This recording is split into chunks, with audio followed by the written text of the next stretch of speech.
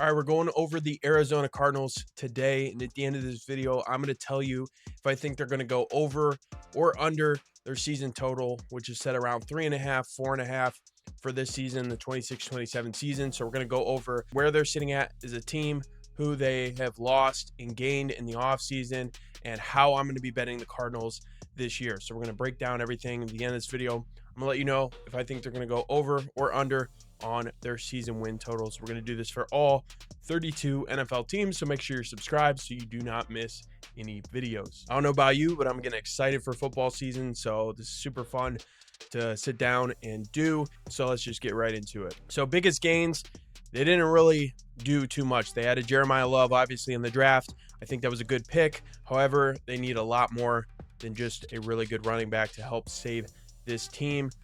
They got some help on the O-line. They got in Tyler Algier. Kendrick Bourne had some help at wide receiver. They added in Gardner Minshew when they lost Kyler Murray, which we'll get into in a second, and Devin Duvernay. But losing Kyler Murray, I think a lot of blame last season and previous seasons was put on Kyler Murray. I don't think he had the greatest team around him, but it will be interesting to see how he does in Minnesota this year. That will be the telling tale for him. They lost Bilal Nichols and Dalvin Tomlinson. It definitely doesn't help their defensive line, as well as Akeem Davis-Gaither.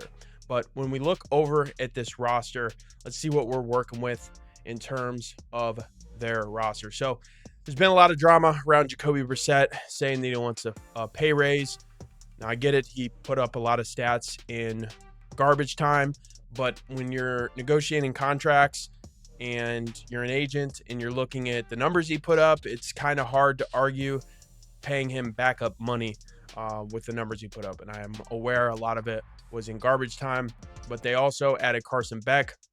Carson Beck's an interesting one. He's already an older quarterback to start his career in the NFL. He's been in college quite a while. I think he's 24, 25, or maybe older. So he's an older quarterback as a rookie. So it'll be interesting to see how he gets in the mix. If Jacoby Brissett ends up holding out, we could see Gardner Minshew get some reps, and then eventually this season we could end up seeing some Carson Beck, but we'll see how that turns out. Now, as we mentioned, Jeremiah Love at running back with Tyler Algier. We don't know what to expect from James Conner. And then I'm a fan of Trey Benson. He's a good running back. I would have liked to see him get some more opportunities, but appears them bringing in Tyler Algier and Jeremiah Love, his opportunities are going to be pretty limited. Marvin Harrison Jr. was a stud at Ohio State, but really has not translated great into the NFL. I think his confidence was down a lot last year, and a great receiver. I still, going into year 3, expect him to take some leaps, and it's possible that they could end up trading Marvin Harrison if he doesn't pan out, but I still think he has a high upside regardless of what we've seen the past few seasons. But I don't like betting on him because he's pretty inconsistent. We don't know what to expect. Michael Wilson has been a solid option. He really turned it on last year towards the end of the year. Again, not a top receiver in the NFL, but he did put up numbers last year. And then Kendrick Bourne, their new acquisition, is going to be their third wide receiver.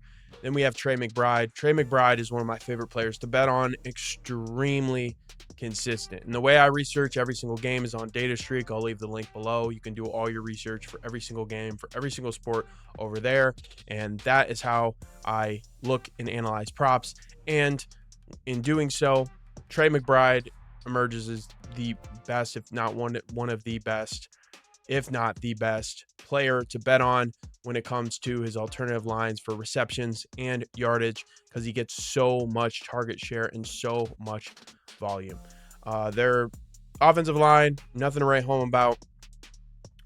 This team needs help everywhere. They've got Josh Sweat on the defensive side of the ball. Their secondary is okay with Will Johnson and Budda Baker. But overall, it's going to be pretty tough for the Cardinals this year.